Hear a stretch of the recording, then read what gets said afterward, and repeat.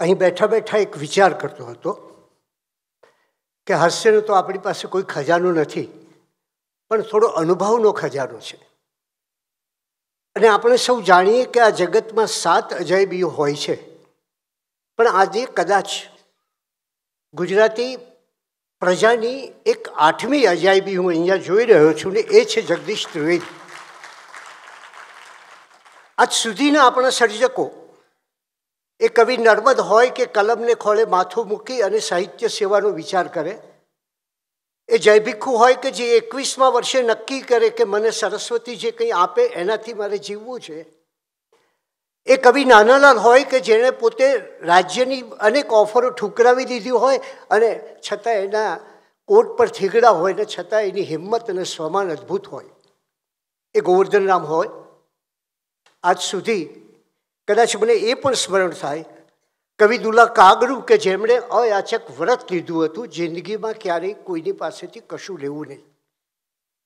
પણ આજે કદાચ એક નવો યુગ આવી રહ્યો છે અને એ છે કે એક વ્યક્તિ પોતાની કલાથી, પોતાની સાહિત્ય કલાથી એક 8મી અજાયબી સર્જે છે અને એ એના સંકલ્પથી સર્જે છે. એટલે હું માનું છું કે આજે આ ઘટના, આ દિવસ, આ સવાર, પેલા કવિએ કહ્યું હશે એમાં થોડોક ફેર કરીએ કે મનગમતી મને એક સવાર આપજે અને આખું આખું લઈ લેજે, એવી એક સવારનું આજે અહીંયા આપણે સર્જન કર્યું છે. ધીરુભાઈ ઠાકરે મણિલાલ નભુભાઈ વિશે એક નાટક લખ્યું અને નાટકનું નામ રાખ્યું ઊંડી ખીણ અને ઊંચો પર્વત. મણિલાલ નભુભાઈની તમામ નબળાઈઓ મણિલાલ નભુભાઈએ પણ આ જ રીતે પોતાની રોજનીશીમાં પોતાની એક નબળાઈ લખી હતી, જે વેદાંતના આપણા મહાન વિદ્વાન અને સાહિત્યકાર હતા. એમ જગદીશભાઈમાં પણ 3 વસ્તુ સતત જોવા મળે છે. એક છે એમના જીવનમાં તણાવવાની પ્રક્રિયા, સતત તણાતા રહ્યા, શરૂઆતમાં વ્યસનમાં આ બધામાં, પછી જાતે તરવાનું શીખ્યા અને હવે એ તારવાનું શીખ્યા અને એને કારણે કેટલું મોટું કામ થયું છે એ આપણે સૌ જાણીએ છીએ. સૌએ કહ્યું કે જગો ઝેરોક્સવાળો, કદાચ ઝેરોક્સવાળાઓ હવે પોતે પણ આવું ઉપનામ લગાવતા થઈ જશે, હું માનું છું થોડા સમયમાં. પણ આપણે એ જોઈએ કે જે જમાનાની અંદર આ માણસે આ કામ કર્યું છે, કદાચ જગદીશભાઈમાં પહેલેથી સર્જનાત્મકતા છે અને એવી સર્જનાત્મકતા, એવી ક્રિએટિવિટી એ તોફાનમાં પણ એટલી જ હોય અને હાસ્યમાં પણ એટલી જ હોય. જાણે એક વખત એમને પતરી એટલે એ જમાનામાં બ્લેડ લાવવાનું કહ્યું એમના વડીલે. એ બ્લેડ લાવ્યા અને બ્લેડથી વિચાર કર્યો કે આ ચંદુનું શર્ટ છે, એ ચંદુના શર્ટ પર નીચે ગંજી છે અને ગંજી પછી એની પીઠ છે, જરા બ્લેડ ફેરવી જોઉં તો એને શું થાય છે. એ એમને બ્લેડ ફેરવી જોઈ અને એની પીઠ સુધી પહોંચી. આ એમનું પહેલું પરાક્રમ. એમણે બીડી લેવા ગયા દેવશંકર મહેતાને ત્યાં, પેઢીમાં એ પિતા દેવશંકર મહેતા, એટલે જઈને બીડી લીધી. મિત્રોએ કહ્યું કે હવે મજા આવશે, બીજી વાર પણ જઈએ, ત્રીજી વાર પણ જઈએ. અને ત્યાં દેવશંકરભાઈને પેલા બીડીવાળાએ પૂછ્યું કે હમણાં બહુ ખપત થાય છે બીડીની, બહુ પીવો છો? ત્યારે એમને કહ્યું કે મેં તો ક્યારની છોડી દીધી છે, આ તો જગદીશનું પરાક્રમ છે. આવી રીતે અનેક વખત એમને બાળપણમાં તોફાનો કર્યા અને દાખલા તરીકે ઉધારમાં વીજબાની કરવી અથવા તો પિતાએ આપેલા ટ્યુશનના પૈસામાંથી ક્રિકેટનો ડબ્બો પણ રમવો, આ બધું કર્યું. એ તલવારથી જેમ માણસો સાહસ કરે ને એમણે, હું જોયું સતત એમના જીવનમાં, જેમ કોઈ સાહસિક તલવાર લઈને નીકળ્યો હોય અને જુદા જુદા સાહસ કરે, એવી રીતે એમને એમના જીવનમાં આવા તોફાનના ઘણા સાહસો કર્યા. અને એમ લાગે એમને ગામ લોકોની અગ્નિ પરીક્ષા કરી કે એમને કેટલા સમજી શકે છે કે એમને કેટલા વેઠી શકે છે. અને પછી લીંબડીમાં આવ્યા, થાનમાં હતા, ત્યાંથી પ્રાથમિક શાળામાં શિક્ષણ લીધું અને આપણે સૌએ જાણ્યું કે 11મા ધોરણમાં નપાસ થયા. આ છેલ્લે બોલવામાં ઘણીવાર એવું થઈ ગયું કે અડધું પેપર આપણું ફૂટી જ ગયું હોય છે પહેલાં. પણ એમની જે વિશેષતા છે કે ઝેરોક્સની દુકાનમાં બેસીને પેલી ક્રિએટિવિટી એમને હેરાન કરતી હતી અને ત્યાં બેસીને એમને કવિતાઓ લખી, ત્યાં નાટકો લખ્યા, લોકોને ભેગા કરવા માંડ્યા અને એક નાટકમાં પ્રયાસ કર્યો. પણ જો હું હંમેશા વિચાર કરું છું એમને જોઉં ત્યારે કે એના મનમાં એક બીજો અંદર જગદીશ બેઠો છે, અને એ જગદીશ બેઠો છે એ જ એને જીવનની રાહ બતાવે છે. આ જગદીશે વિચાર કર્યું કે આટલું બધું નાટક, આટલા મિત્રોને ભેગા કર્યા, આ બધું કર્યું, પણ બધું વિખરાઈ ગયું, મિત્રો બીજે ચાલ્યા ગયા. ત્યારે એટલે એને નક્કી કર્યું કે હવે સોલો પરફોર્મન્સ કરું, મારે એકલાએ જેમાં થઈ શકે એ કરવું. અને ત્યારે એમણે એ શરૂઆત કરી. મને યાદ છે કે આદરણીય શાહબુદ્દીનભાઈ એક આમ અડધો કલાક, પોણો કલાક બોલે, પછી હવે ક્રિકેટમાં જેમ રનર હોય એમ રનર તરીકે પછી જગદીશભાઈ આવે, 15 મિનિટ એ વાત કરે, પાછા શાહબુદ્દીનભાઈ વાત કરતા હોય. પણ સાચો માણસ, એટલે જેણે દહેજ વિરુદ્ધ નાટક લખ્યું એણે દહેજ ન લીધું એટલે ન જ લીધું, એ મોટી વાત. એમણે પોતાના દુર્ગુણોની આમાં ઘણી વાત કરી છે. કદાચ ગાંધીજીને આપણે સહેજ યાદ કરીએ, અથવા એથી વધારે મોસમ કોણ કુટિલ ખલકામી એમ કહેનાર સુરદાસને આપણે યાદ કરીએ. અને પોતાના દુર્ગુણોને કહીને એ દુર્ગુણોનું વિમોચન કરે છે, એ દુર્ગુણોનું નિગ્રહણ કરી નાખે છે. એટલે દુર્ગુણો શા માટે કહેવા, હું તો ઘણી વાર વિચાર કરું કે આ માણસે એના દુર્ગુણોમાંથી કેવી રીતે બહાર આવ્યો, એ જે ફાઇટ કરી, એ જે મહેનત કરી, એ જે પ્રયાસ કર્યો, એ જે ઝઝુમ્યો હોય, ઘણી લાલચ આવી હોય, કેટલી ઈચ્છા થઈ હોય, મનમાં ઘણી આકાંક્ષા જાગી હોય, અને એમાંથી કઈ રીતે બહાર આવ્યો, એનું પણ એને એક પુસ્તક લખવા જેવું છે, જે કદાચ બીજા લોકોને, જે આવામાં ફસાયા છે એવા લોકોને ઘણું ઉપયોગી બને. કારણ કે આવા પુસ્તકો, એ પોતે એમ કહે કે મારું જીવન એ કુટેવોનું કારખાનું હતું, આ શબ્દ એને વાપર્યો છે. અને આજે આપણે જોઈએ છીએ કે સત્કર્મોની ફેક્ટરી શરૂ કરી દીધી એને. આટલું આ પરિવર્તન જે છે, અને એ માણસ જેને જિંદગીમાં 45મા વર્ષે માયલો જાગ્યો, અને 2017ની 12મી ઓક્ટોબર પછી 1 રૂપિયો પણ નહીં લઉં એવી 3 પ્રતિજ્ઞા કરી. આપણે જાણીએ છીએ કે જીવનમાં વર્ષો ઉમેરવાની જરૂર નથી, વર્ષોમાં જીવન ઉમેરવાનું એણે આપણને બતાવ્યું છે. અને કદાચ એમ કહી શકાય કે આપણે સુંદરતાની શોધમાં નીકળીએ તો આપણને ક્યાંય સુંદરતા નહીં મળે. ખરી સુંદરતા જો અંદર નહીં વસેલી હોય તો જગતમાં ક્યાંય સુંદરતા આપણને દેખાશે નહીં. અને એણે પૈસાનો ત્યાગ કર્યો.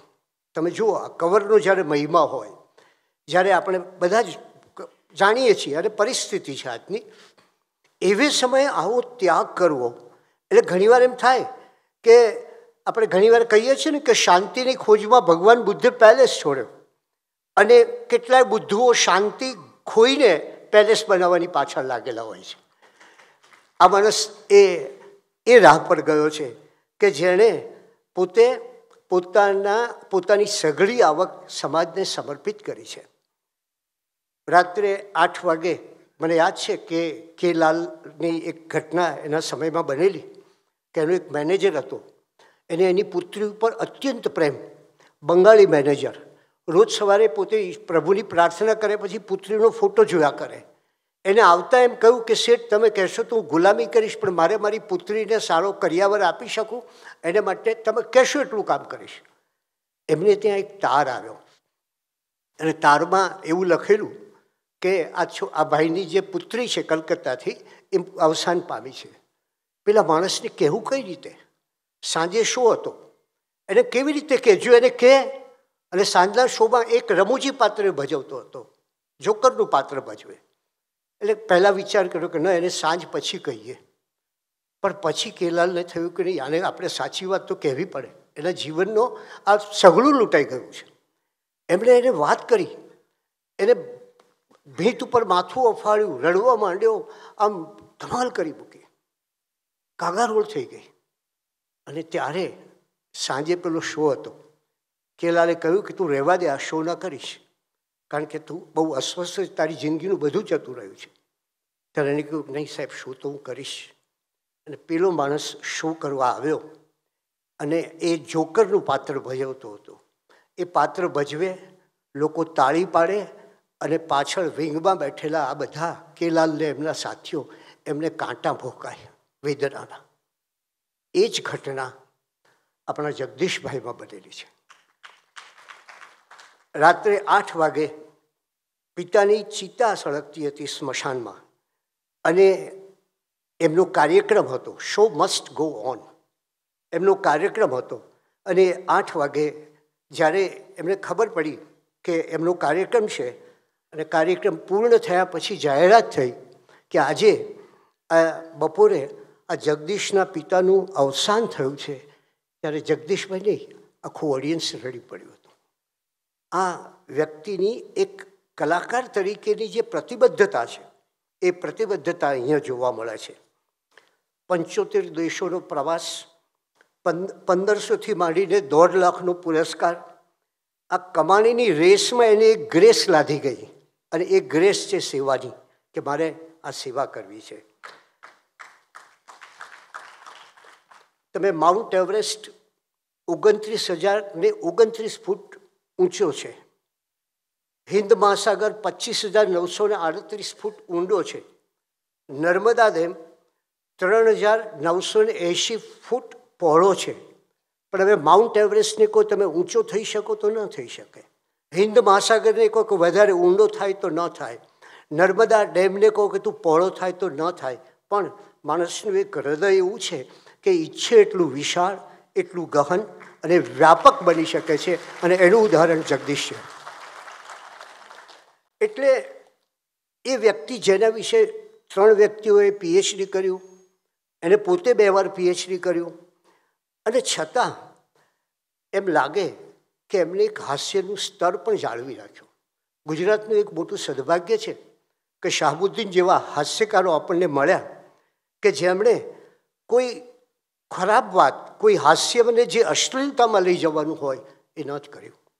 અને ખ્યાલ છે કે 1997ની 7મી જૂને એક નવોદિત કલાકાર જગદીશ એ ડલાસમાં કાર્યક્રમ આપવાનો હતો, અને 20-25 યુવાન કપલોએ આવીને એમ કહ્યું કે તમે તારે કોઈ ચિંતા ના કરો. યુવાન કપલો હતા કે તમારે અશ્લીલતા થવા દેજો, કોઈ વાંધો નથી, ગમે તેટલી, એની ભાષામાં કહ્યું જેટલી નોનવેજ જોક આવડતી હોય ને બધી બોલી નાખજો. અને એમણે જવાબ આપ્યો, આ માણસની તાકાત છે કે જુઓ, જે મોઢે પાન ચાવ્યા એ મોઢે હવેથી મારાથી કોલસા નહીં ચવાય. હજી ગઈકાલે જ મેં આપણા દેશના સંસ્કારો, આગળના દિવસે જે પ્રોગ્રામ હતો એમાં સંસ્કારો, મૂલ્યો અને લોક સાહિત્યની વાતો કરી છે, અને આજે કયા મોઢે અશ્લીલ રમૂજ કરી શકું? ના, મારાથી એ નહીં બની શકે. આ જગદીશ છે. અને ત્યારે જે એને ગુરુનું વાક્ય બરાબર સ્વીકારેલું છે, એના ગુરુ શાહબુદ્દીન, એનું વાક્ય કેવું છે કે સ્વમાનભેર સ્ટેજ પરથી ઉતરી જવું, પણ ક્યારેય પોતાનાથી નીચે નહીં ઉતારવાનું, પોતાની રુચિથી નીચે નહીં ઉતારવાનું. અને એ સમયે જય વસાવડા હાજર હતા. એને કહ્યું, એને બહુ સરસ કહ્યું કે કોઈ જોવાવાળું નહોતું. જગદીશ એમ કહ્યું કંઈ નહીં, આપણે બોલીશું, કંઈ વાંધો નથી. એમ કે પૈસા મળવાના હતા ને સારા એવા પૈસા મળવાના હતા. જય વસાવડા લખે છે, કોઈ જોવાવાળું નહોતું ત્યારે પણ આ માણસ પોતાના માહિલા સાથે પ્રમાણિક રહી શક્યો છે, એક મોટી વાત છે. અને એ સમયે એ 75 વર્ષની જીવશે એમ કહે છે પોતે. પણ હું માનું છું કે એને એટલા બધા આશીર્વાદ ભેગા કર્યા છે ને કે કંઈ કેટલું જીવશે એની કલ્પના જ નથી. એ જેટલું જીવે એટલો આનંદ છે. અને મને યાદ છે, હું જ્યારે થાનમાં ગયો હતો, શાહબુદ્દીનભાઈ એક બહુ સરસ કામ કરતા, અને એ થાનની અંદર મારું એક પ્રવચન શાહબુદ્દીને રાખેલું. એ સમયે હું સ્પોર્ટ્સ કોમેન્ટેટર હતો, એટલે એમને ક્રિકેટ ઉપર રાખેલું. અને ક્રિકેટમાં મેં એક દાખલો આપેલો કે 1680 પછી ક્રિકેટમાં ત્યાં સુધી કોઈ બાઉન્ડ્રી નહોતી, એટલે તમારો દડો જાય પછી પાછો આવે નહીં ત્યાં સુધી તમે રન કર્યા કરી શકો. એટલે કોઈક વાર ઝાડમાં ભરી જાય તો બધા પ્લેયરો ઉપર ચડી જાય ઝાડની અને શોધી લાવે દડો, કોઈકના ઘરમાં જતો રહ્યો હોય. અને એવી રીતે જે હાઈએસ્ટ રેકોર્ડ થયો ક્રિકેટમાં એ 236 રનનો હતો. હું ઈચ્છું કે આ માણસ પણ એ જ રીતે રન કરતો જ જાય અને એના સત્કર્મો વધારતો જાય. એ વખતે 5-7 વર્ષની જગદીશભાઈની ઉંમર હતી જ્યારે હું ત્યાં ગયો, અને મને વાસુકી મંદિરમાં પહેલી વાર લઈ ગયા, અને પછી આ વાત થઈ. એટલે એના શ્વાસે શ્વાસે સેવા છે. પણ હવે સેવાથી પણ એક આગળની વાત છે, અને એ વાત એ છે કે એને વાનપ્રસ્થાશ્રમને તો ખૂબ ઉજળું કર્યું છે. બોરીસાગર સાહેબે કર્મ સંન્યાસ કહેવાય ને, હવે ધીરે ધીરે એ વાનપ્રસ્થાશ્રમમાંથી સંન્યસ્ત તરફ ગતિ કરી રહ્યો છે.